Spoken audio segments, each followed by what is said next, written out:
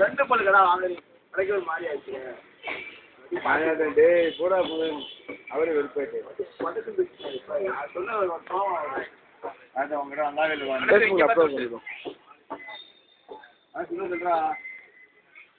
தம்முனு வெறியாய் முட்டை போது கழுத்தோட கழுத்தா வெட்டி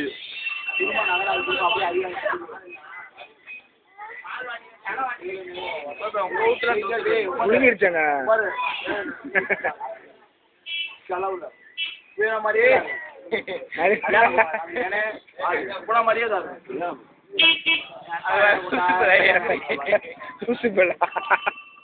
தலைமை ஒண்ணு கொங்குக்கு யாரா கொடுக்குறாரு. யார் சொல்லி போங்க சம்பவம் கொங்கு ரைமுகம் சொல்ல கூடாது. சம்பவம் கொங்கு சம்பவம்